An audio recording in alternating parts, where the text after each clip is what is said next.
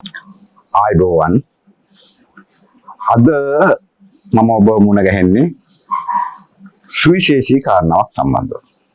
ඔබ දන්නවා අවුරුදු 29කට පස්සේ ඒ කියන්නේ 1996න් පස්සේ සෙනසුරු ග්‍රහයා ග්‍රහ දේවතාවා මීන රාශියට පැමිණෙන්නේ අවුරුදු 29කට පස්සේ.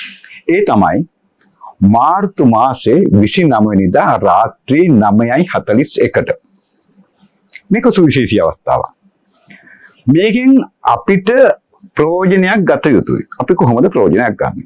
අපි ලග්න වලට සම්බන්ධව කතා කරන්න ඕන. ඊට වඩාත්ම වෙන්නේ හැම කෙනෙක්ම මේකෙන් ප්‍රයෝජනයක් ගන්නෙ කොහොමද කියලා. ඔබ දන්නවා ඔබේ ගෙදරට යම් කෙනෙක් ආවොත්, හිතවතෙක් ආවොත් ඔහු ඊටමත් ගෞරවයෙන් පිළිගන්නවා. වාඩි වෙන්න කියනවා. තේ එකක් බුලත් පිටක් දෙනවා. හාමුදුරනමක් ආවොත් ඇතිරිල්ලක් දාලා ඉඳ ගන්න කියනවා. ඒ වගේම හතුරෙක් ආවොත්, තරහකාරයෙක් මරන්න ගහන්න කොටන්න වගේ ආවොත් ඔබ මොකද කරන්නේ? කැටිපුල් වරගෙන එළියට යනවා. ඒකද හරි. ඒ අවස්ථාවේ ඔබ ඔහුට එන්න කියලා, වාඩි වෙන්න කියලා සුහඳව කතා කරොත්, සුහඳව පිළිගත්තොත් මරන්න ආපු කෙනා මරන්නේ නැහැ, ගහලා විතරක් යනවා. ගහන්න ආපු කෙනා ගහන්නේ නැහැ, බැනලා යනවා. බනින්න ආපු කෙනා බනින්නේ නැහැ, ඔබට උදව්වක් උපකාරයක් හරි කරලා යනවා. අන්න ඒ වගේ තමයි මෙතන මේ ග්‍රහ දේවතාවන්ගෙන් පරප්‍රයෝජනය ගන්න හැටි. මේ සෙනසුරු ග්‍රහය වෙනුවෙන් අපි මේ සෙනසුරු ග්‍රහය මාර්තු මාස 29 වෙනිදා පිළිගන්නේ කොහොමද? ඔබ දන්නවා අපේ ලංකාවේ මේ දේශීය වෛද්‍ය විද්‍යාව තමයි ලංකාවේ පැත්තට තිබුණේ. විදේශීය ඒ කියන්නේ වෛද්‍ය ක්‍රමය එන්නට කලින් දේශීය වෛද්‍ය විද්‍යාව තමයි ලංකාවේ තිබුණේ.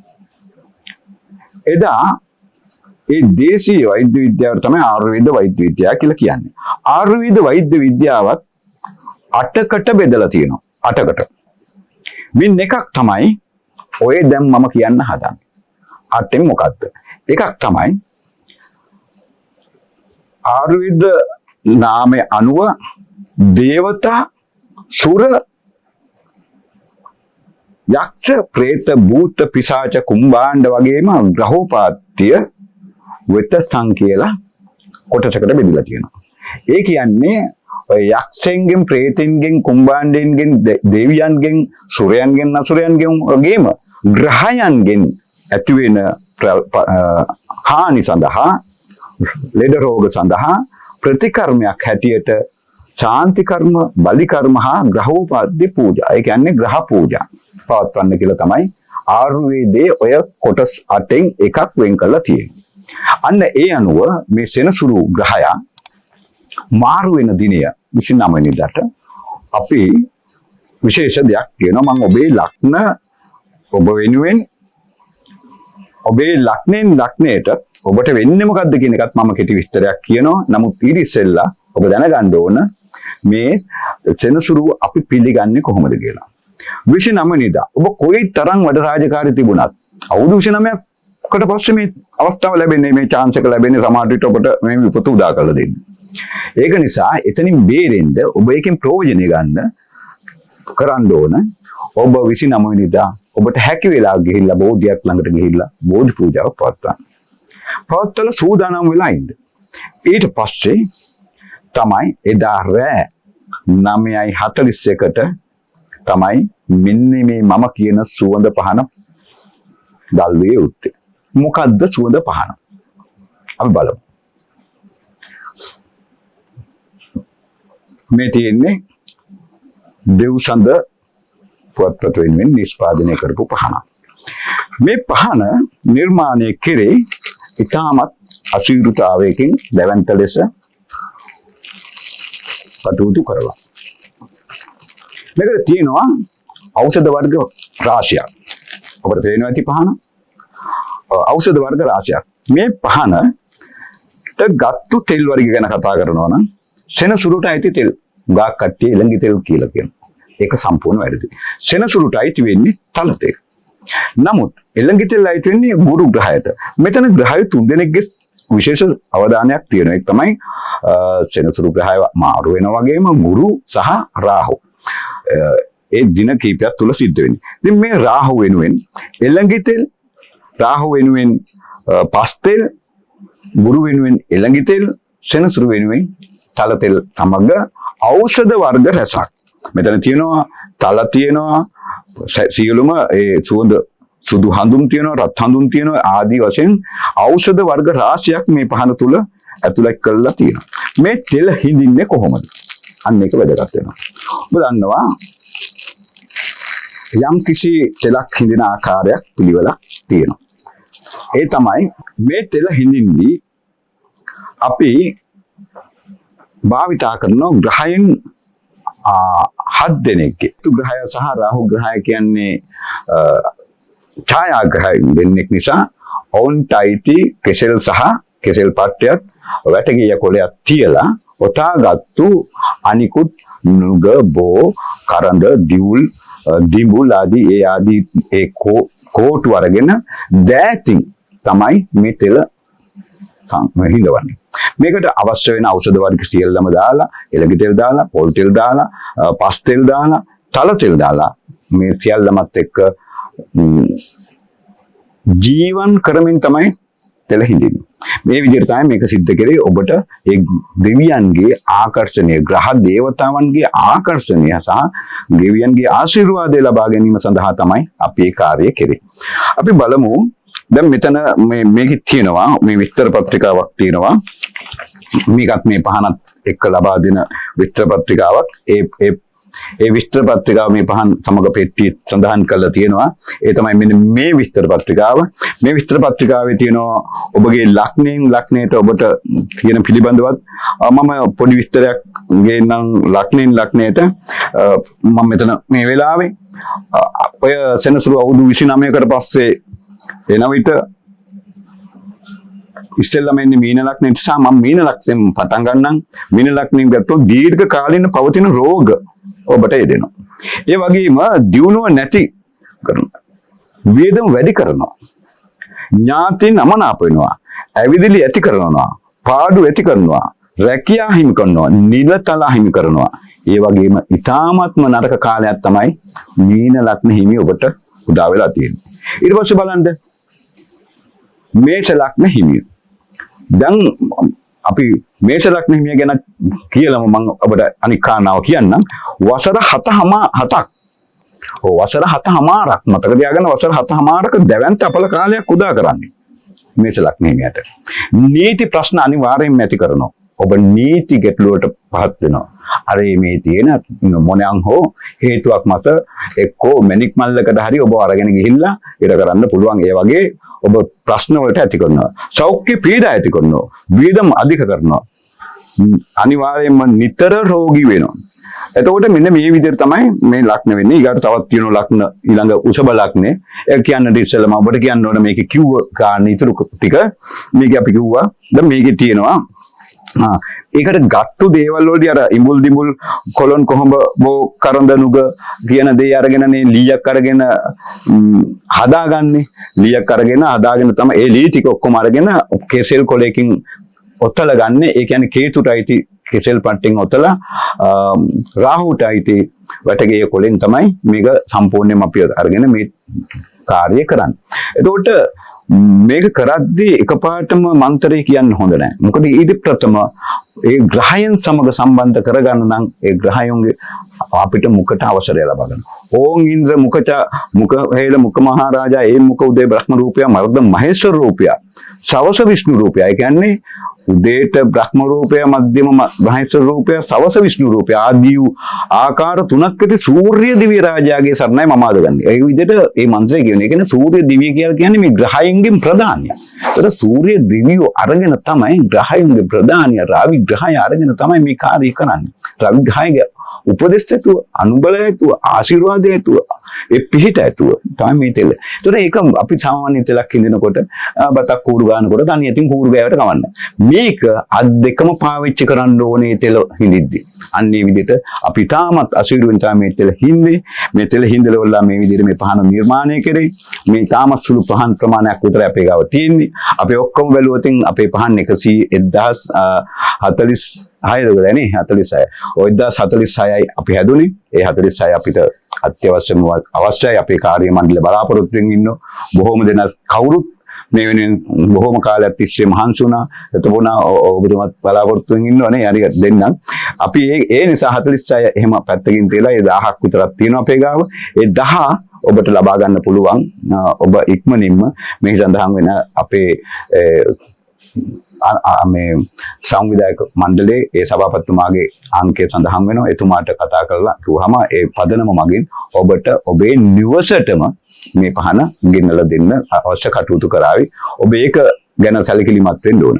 ඒකට මම අර කී ආවා දැන් මේෂ ලග්න ගැන කිව්වා. දැන් අපි ඊළඟට කතා කරනවා වෘෂභ ලග්නය ගැන.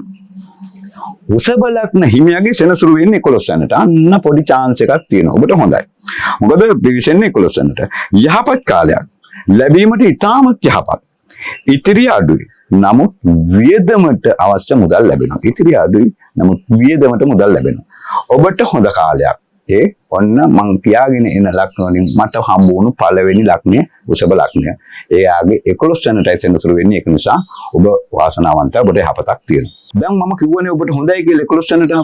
ඒ 11 වෙනිට එන ඔබ ඒ සෙනසුරුගෙන් සෙනසුරු ග්‍රහ දේවතාවගේ පිහිට ආශිර්වාදය ලබන නම් අනිවාර්යයෙන්ම ඔහු සමග ඔහුට සම්බන්ධ වේ යුතු. ඒ සඳහා ඒ ග්‍රහ දේවතාවුන් සුවඳ තමයි මූලික වශයෙන් ආග්‍රහණය කරන්නේ. සුවඳ. ඊළඟට ආලෝකය. මේ මෙතන මේ පහන දැල්වීමෙන් සිද්ධ වෙන්නේ ආලෝකයේ යම්කිසි ආලෝක කිරණයක් ගමන් කරනවා. වගේම ඒ දැල්වෙන එකත් එක්ක සුවඳක් යනවා. මේ ඖෂධ වර්ගනේ දැල්වෙන්නේ. මේ සුවඳත් එක්කම තමයි ඒ දේව ආකර්ෂණය ඉතින්ට ලැබෙන්නේ. ඒත් මේ අපේ තියෙන අයට හොඳ අයට නරක අයට කියලා නෑ. මේ වෘෂභ ලග්න හිමියන් විශේෂයෙන්ම එදාට හවසට බෝධි පූජාවක් කරලා ඔන්න ගෙදර ඇවිල්ලා මෙන්න මේ පහන තියද්දී බුදුන් ඊශාන දිශාවට මේක විස්තර පත්‍රිකාව තියෙනවා. ඊශාන දිශාවට පහන මෙන්න මේ දැල්ල හරවලා තියලා මේ වටේට මල් තියන්න විශේෂයෙන්ම නිල් පාට මල් සම්බන්ධ කරගෙන උපුල් වර්ණ ඒ කියන්නේ විෂ්ණු දෙවියන්ගේ වර්ණයෙන් යුත් මල් ඒ කියන්නේ ඔබට ගන්න පුළුවන් නිල් කටළු ගන්න පුළුවන් නිල් මානෙල් ගන්න පුළුවන්. ඒ වගේ මලක් හරි තියාගෙන ඉතුරු වටේට මල් ටික තියලා ඊශාන දිශාවට මෙන්න මේ දැල්ල කොටස හරවලා දල්වලා මේ පෙට්ටිය සඳහන් මේකේ ඇතුලේ තියෙන විස්තර පත්‍රිකාවේ තියෙන ස්තෝත්‍රයක් ඒක වේද මූල ග්‍රන්ථයට අයිති එකක් ඕම් බුවන් ඒ ස්වාහක් තත් ත්‍රිවිතූරි වත්ඥාම් කියලා මේ දිග ගාතාවක් තියෙනවා. ඒක කටපාඩම් කරගෙන කියන්න. එහෙම නැත්නම් මේ කොලේ බලාගෙන හරි කියන්න. ඒක අනිවාර්යයෙන්ම වෙන්න ඕනේ. ඒක කියලා දෙවියන්ට පින් දෙන්න ඔබට යහපත උදාන. ඒ වෘෂභ ලග්නය. ඊළඟට බලමු මිථුන ලග්න හිමියන්ට. අනුන් යටතේ රැකියා කරන අය පුජ්‍යලයන් බුද්ධිමත් විය යුතුයි. ස්ථාන මාරු වීම වැඩෙන්න පුළුවන්. රැකියාව හිමි වෙන්න පුළුවන්. අඩු ගානේ රිලව් ගණන් කරන්නවත් යන්න බැරි වෙන්න පුළුවන්. යෙදෙන වසරක් අවුරුදු 2කමාරක්ම ඔබට හොඳ නැහැ. ඒක නිසා ඔබට තියෙන අවුරුදු 2කමාරක අපල කාලයක් ඔබ කල යුත්තේ මෙන්න මේක තමයි. මෙන්න මේවෙන් බේරෙන්න මේ අපල කාලෙන් බේරෙන්න ඔබ යහපතින් මෙන්න මේ පහනක් අරගෙන දවල්ට බෝධි පූජාව පවත්වලා රාත්‍රී කාලේ තමන්ගේ නිවසේ ඊශාන දිශාවට හරවලා මේ පහන දල්වන්න උත්සාහ කරන්න. ඒක තමයි ඒ දල්වලා ඒ ගාතාවල් කියලා ඒ වේද මූල මන්ත්‍රය මේක සඳහන් කරලා තියෙන විස්තර පත්‍රිකාවේ ඒක කියලිවලා දෙවියන්ට පින් දීලා ඔබ ආශිර්වාද කරන්න. ඔබට තියෙන අපල වලින් බේරලා අඩු ගානේ chance එකක් ලැබේවා කියලා ඔබගේ රැකියාව හිමින් නිසා මම කියන්නේ. අන්න ඒ වගේ ප්‍රශ්නකට මුහුණ පාන්න. ඊගාවට අපි බලමු ඔබ කටක ලග්න හිමියෙක් නම්. ඔන්න මට හම්බෙන්න දෙවෙනි වාසනාවන්ත ලග්න. දෙවෙනි ලග්නය. වසර 5ක් මුළුල්ලේ ඔබ ඊටම දරුණු ලෙස සෞඛ්‍ය පීඩා ඇතිකල සෙනසුරුගෙන් ඔබට හානි සිද්ධ කර ඒ සෙනසුරුම ඔබට යහපත උදා කරලා දෙනවා. ඔන්න බලන්නකො වැඩි ඒ නරක කරපු සෙනසුරුම තමයි ඔබට යහපත උදා කරලා දෙන්නේ. ආරම්භ කරනවා. ඒ ආරම්භ කරන කාලේ පෙර පිනිස්මතු කරනවා. රෝග පීඩා ඔබේ අවම කරනවා. සනීප කරනවා. ලෙඩක් රෝගයක් නිහනම් ඒව සනීප කරනවා. පුණ්‍යවන්ත කටයුතු වලට ඔබගේ හිත යොමු කරනවා. ඒ වගේම ආගමික සංචාරක සඳහා ඔබට යන්න මඟ පෑදෙනවා. අන්න බලන්න මේ කටක ලක්ෂණේ මට හම්බුණු දෙවනි වාසනාවන්ත ලක්ෂණ. මේ ලක්ෂණ 12න්ම ලක්ෂණ 3යි තියෙන වාසනාවන්ත හිමි. ඒ කියන්නේ 3 6 11 යන ලක්ෂණවල ඉන්න කොට විතරයි සෙනසුරු ග්‍රහය ඒ තැන් වලට ආපු අයට විතරයි ඒ chance එක තියෙන්නේ 3 11. ඊළඟට අපි සිංහ ලග්න හිමියන් පිළිබඳව කතා කරන්න ඕන. සිංහ ලග්න හිමියන් පිළිබඳව කතා කරන්නට මත්තෙන් මට තව පොඩි විස්තරයක් ඔබට කියන්න තියෙනවා. මේ පහන අපෙන් ඔබට ලබා ගන්න අපහසු වුණොත් ඔබ උත්සාහ කරගන්න මේ 26 වෙනිදාට ඉස්සෙල්ලා මේ පහන ලබා ගන්න 29 වෙනිදාට ඉස්සෙල්ලා ලබා ගන්න. නමුත් ඔබට යම් විදියකින් පහනක් හෝ දෙකක් ගෙන්න ගන්න පුළුවන් වුණොත් සෑම ඔබට යහපත් පුජ්‍යලයට උනත් නරක පුජ්‍යලයට උනත් කමන්නේ සෑම අමාවක පොයේ දවසට ඒ කියන්නේ මේ කරුවර පොයේ දවසට මාස පොයේ දවසට අන්නේ දවසකට ගමේ කොහේ හරි තියෙනවා නම් බෝධින් වහන්සේ නමක් අඳුරලා තියෙන බෝධින් වහන්සේ නමක් තියෙනවා නම් ලාම්පුවක් නැති ලයිට් එකක් නැති එහෙම නැත්නම් පහනක් දැල්ලෙන්නේ නැති තැනක තියෙනවා නම් ඔබ ගිහිල්ලා අන්න මාස පොයේ දවසේ රැයට හැන්දෑවට බෝධිය සුද්ධ කරලා ඔබ පහන් මේන් පහනක් ආලෝක කරලා තවත් පහන් හතර පැත්තපත්තු කරලා තියලා ඉන්න දෙවියන්ට පින් දෙන්න මෙන්න අර මම ඉස්සෙල්ලා කිව්ව ස්තෝත්‍රය මුලින්ම කියලිවලා. එතකොට ඔබට යහපත ඔබට සතුට සෞභාග්‍ය ව්‍යාපාර දියුණුව ඊගාට හේනේ කුඹුරේ ව්‍යාපාරික ස්ථානයේ ගොවිසලේ සරුවි ඔබට යහපත උදා කර ගන්නට පුළුවන්. දැන් මම කතා කර හිටියේ කට ලග්න ගැන දැන් සිංහ ලග්න ගැන කියන්න හදන්නේ. ඔන්න සිංහ ලග්න කට්ටිය ඊටාම නරක කාලයක් උදා වෙනවා. වසර 2කමාරක කාලයක් අෂ්ටමේ රස්තක තත්ත්වයක් උදා කරනවා. වම් කකුලේ අස්ථි බිඳීමක් අනිවාර්යයෙන්ම වෙනවා. තම සෞඛ්‍ය මට්ටම පිරිහීමට ලක් වෙනවා. ඇත ඖෂධ ගුණදායක නො ඔබගේ වම් කකුලේ අස්ථි බිඳීමක් සිද්ධ වෙනවා වගේම ඔබට දෙන ඖෂධවල ගුණදායකත්වය හීන කරනවා. ඒ මොකද මේ ග්‍රහ අපලය නිසා සෙනසුරු ඔබගේ ලග්නේ ගමන් කරද්දී ඔබට ඒ රාස්තක තත්ත්වයක් අෂ්ටමේ රාස්තක තත්ත්වයක් නේ උදා කරලා තියෙන්නේ. ඒක නිසා ඔබට ඒ තත්ත්වය පත් කරලා දෙනවා. ඒක නිසාම විශේෂයෙන්ම ඔබ මේ සඳහා බෝධි පූජා පැවැත්වීම අඩුම තරමේ පුරට දින 7ක්වත් බෝධි පූජා පවත්වන්න ඕන. බෝධි පූජා ඒ කියන්නේ මේ පහනක් ඔබට ලබා ගන්න බැරුණක් කමන්නේ. ඔබ සාමාන්‍යයෙන් එළඟි තෙල්, පස් තෙල්, තල තෙල් මිශ්‍රණය කරලා පහන් පත්තු කරන්න ඔබට ඉතින් මේක ගන්න පුළුවන් කියලා 7ක් කරන්න කලේසි නැහැ. මොකද අපේ ගාව තියෙන සුළු ප්‍රමාණයක් නිසා එකම පහනක් හරි එක දවසකට පත්තු කරන්න එක්ක පළවෙනි දවසට හරි අවසාන දවසට හරි පහනක් පත්තු කරන්න බලන්න.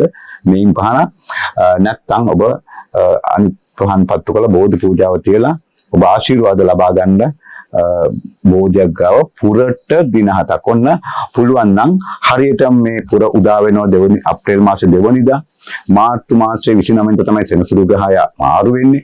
ඒ දවසට මේ පහනක් පත්තු කරලා තිබුණා. ඊට පස්සේ ඔබ අප්‍රේල් මාසේ 2 වෙනිදා ඉඳලා බෝධි පූජාව පටන් අරගන්න. හරියට පුරට ඉවර වෙනවා. ඔබට යහපතක් උදා කරගන්න පුළුවන්. ඒ සිංහ ලග්න හිමියන්ට. ඊළඟට අපි බලමු ඔබ කන්‍යා ලග්න නම්. කන්‍යා ලග්නත් ඒක තමයි. වසර 5ක ඒ රාස්ත්‍රික අපල කාලයක් ආරම්භ වෙන්නේ. පොඩි නෑ අවුරුදු 5ක. පෞල් ජීවිතය තුළ ව්‍යවුල් ඇති කරනවා. ණය ගනුදෙනු ඇති කරනවා. සමාජගත ප්‍රශ්න මතු කරනවා. ප්‍රමාද විවාහයන් සිද්ධ වෙනවා. හැබැයි අන්න එච්චරයි සිද්ධ වෙන්නේ ඒක ප්‍රමාද වී තිබුණු විවාහය විතරක් සිද්ධ වෙවි. එන්න එච්චරයි සිද්ධ වෙන්නේ ඔබටත් ඒ වගේ අපල කාලයක් උදා වෙනවා. ඊළඟට අපි බලමු තුලා ලග්න හිමියන්. තරමක් දුරට යහපත් කාලයක්. ඔන්න හම්බ වෙන අපට ඊළඟ ලග්නේ ටිකක් දුරට. තරමක් දුරට යහපත් කාලයක්. සතුරු කරදර දුර්වල කරනවා. ඒවත් සම්පූර්ණයෙන්ම ඉවත් කරනවා. ලැබීමක්ද ඇති කරනවා. දුර ගමන් යෙදෙනවා. ස්නායුවා නහර තෙරපියෙන් නම් ඇති වෙනවා. ස්නායු සහ නහර පිළිබඳව ඔබට ඒ වගේ තත්ත්වයකටපත් වෙනවා. ඔබ ඒකින් බේරීම සඳහා ඒ අවශ්‍ය ප්‍රතිකාරම කරන්න නම් ප්‍රතිකාර මම අර කිව්වනේ ආයුර්වේදයේ ආයුර්වේද ශාස්ත්‍රය අටකට බෙදලා එයින් අටන් එකක් ඇවිල්ලා මේ ග්‍රහ සහ යක්ෂ ප්‍රේත භූත පිසාච කුම්භාණ්ඩ ආදී කියන මේ දෙවි දේවතාවුන් පිළිබඳ සුර අසුර කියන මේ සියල්ලම වෙන කරලා තියෙනවා. ඒ වෙන් කරපු එකේදී ඒකෙන් ප්‍රතිඵලය ගන්න නම් ශාන්ති කර්ම එහෙම නැත්නම් බලිතෝවිල් එහෙම නැත්නම් ග්‍රහ පූජා පවත්වන්න කියලා මේ පුරාණ වෛද්‍යවරු පුරාණ මහාචාර්යවරු අපට ඒ පොත්පත්වල සඳහන් කරලා තිනවා. ඉස්සර කාලේ ඒ උතුමාණන් ශ්‍රේෂ්ඨයන් මේ එවුන්ගේ මතය අනුව ඒක තමයි ඇත්තටම අද සාර්ථක වෙන්නේ. ඒක තමයි විය යුත්තේ. ඉතින් ඒ නිසා ඔබ ඒ වගේ කටයුතු වලට යෙදෙන්න. ඊළඟට අපි යමු උච්චික ලග්න හිමිය. Tamanගේ ව්‍යාපාර දියුණුව කරනවා. ඒක දියුණු වෙනවා. බින්දෙන සුළු ආදරයක් හැබැයි ඇති වෙනවා. බින්දෙන සුළු ආදරයක් තමයි ඔබට ඇති වෙන්නේ. දරුවන්ට කරදර මතු කරනවා. පවුල තුල සමගිය අඩු කරනවා. රැකියා කටයුතු වල ප්‍රශ්න මතු කරනවා. ඔබටත් එන්නේ ඒ වන්නේම ඒ රාෂ්ටක තත්ත්වයක්. ඒ ඇවිල්ලා උච්චික ලග්නෙමින් ඔබ කල යුත්තේ ඔබගේ ඒ ග්‍රහය ඒ ඔබගේ දෝෂයන්ගෙන් බේරෙන්නට ඔබට එන ග්‍රහ දෝෂ දුරු කරගන්නට ඔබ කල යුත්තේ මෙවැනිම ආකාරයේ පුද පූජා පැවැත්වීම මේ පහනක් අරගෙන ඒ පහනක් ගෙන්නගෙන සෙනසුරු මාරු වෙන දවසේ ගෞරවයෙන් සෙනසුරු පිළි අරගෙන එතෙන් සිට අප්‍රේල් මාසේ 2 වෙනිදා ඉඳලා දින 7ක් පුරට බෝධි පූජා පවත්වන්න ඔබට තියෙන අපල උපද්‍රව සියල්ලම දුරු වෙනවා. ඊළඟට අපි යනවා ධනු ලග්නය. කලින් කලට තනින් තන ජීවත් වීමට කරුණු යෙදෙනවා ධනු ලග්න හිමියන්ට. භාර්යාවට ඊටමත් අපලයි. විපත් ඇති කරනවා. දීපල ඉඩකඩම් ඇති කරනවා. නිවාස නිතර පිළිසකර කර ගැනීමට සිද්ධ වෙනවා. අපි මෙන්න මේ ලග්න මේ 12ටම අදාළ ලග්න පිළිබඳවත් මම කිව්වේ ධනු ලග්න මේ ලග්න පිළිබඳවත් මෙන්න මේ විස්තර පත්‍රිකාව තුල පහන දෙන මේ පෙට්ටියේ ඇතුලේ විස්තර පත්‍රිකාවක් තියෙනවා. මේ පහන පිළිබඳව දල්වන ආකාරය, වේලාව, සියලු දේ. ඒකෙත් මේ ලග්න 12ම ඔබට සඳහන් කරලා තියෙනවා. ඔබට ඒකට පැහැදිලිව ඔබ කළ යුත්තේ මොකද්ද කියන එක දැනගන්නට පුළුවන්. ඔබ මකර ලග්න හිමියෙක් නම් මකර කියලා කියන්නේ ඔන්න ඊළඟට මට හම්බෙන සුවිශේෂී ලග්න. මකර ලග්න හිමියාගේ 3 වෙනිදායි සෙනසුරු ග්‍රහය මාරු වෙන්නේ. මම කියන්නේ 3 6 11 තාමත් වාසනාවන්ත දෙන්නේ. ඔන්න ඒ තියෙන වාසනාවන්ත ලග්නය තමයි මකර ලග්නය. හැබැයි ඔබට සතුරන් දුරු වෙනවා. ඔබට හිටපු සතුරු දුරු වෙනවා. හවුලේ කටයුතු වලට නම් ඔබට හැබැයි සුබ නැහැ. නමුත් සංචාරක ගමන් නැති වෙනවා. තමන්ගේ නම ප්‍රචලිත වෙනවා. නම ප්‍රසිද්ධ වෙනවා. බලාපොරොත්තු ඉෂ්ට සිද්ධ වෙනවා. ඒ වගේම සහෝදර සහෝදරයන්ට නම් සුබ වෙන්නේ නැහැ. ඔවුන් අතර මතගැටුම් ඇති වෙන්නට ඉඩ කඩ බොහෝ සෙයින් තියෙනවා. මකර ලග්න හිමියෙක් නම් ඔබගේ ඒ යහපත උදා කර ගැනීම සඳහා ඔබ කළ යුත්තේ මොකද්ද? ඔබ විශේෂයෙන්ම සෙනසුරු පූජාවක් පවත්වන්න, සෙනසුරු වලින් ගෞරවයෙන් සෙනසුරු පිළිගන්න, ඔබට යහපත උදා කරලන්න දෙන එන සෙනසුරු ඔබේ නිවසට එනකොට ගෞරවයෙන් පිළිගන්න. ඊළඟට අපි කුම්භ ලග්නය ගැන කතා කරමු. කුම්භ ලග්නය කියන්නේ ඔබගේ ඒ රාෂ්ටක අපල කාලයේ අවසාන වසර 2කමාර ගෙවීමටයි ඔබ මේ සූදානම් වෙලා ඉන්නේ. ඔබගේ ශරීර සෞඛ්‍ය පිළිබඳව වහවහාම සැලකිලිමත් විය යුතුයි. ඔබට රෝහල් ගත වීමට පවා ඉඩ ප්‍රස්තාව ලැබෙනවා. රැකියාව අහිමි වෙනවා. ධනය පිළිබඳව, මුදල් පිළිබඳව දැඩි ප්‍රශ්න වලට මුහුණ දීමට සිදු වෙනවා. පදිංචිය පවා වෙනස් වීමට ඉඩකඩ තියෙනවා. ඔබ ඒ සෙනසුරුගෙන් ඒ රාෂ්ටක තත්ත්වයේ අවසාන කාලේ ගත කරන නිසායි ඔබට ඒ තත්ත්වයට බලපාන්නේ.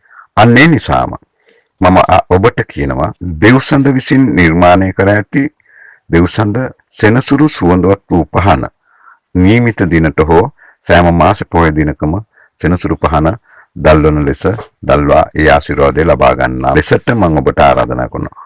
හොඳයි, එහෙමනම් අපි මේ ලග්න පිළිබඳව සෙනසුරු පහනේ පිළිබඳවත් ඔබට දීර්ඝ වශයෙන් කරුණු එලි කරා.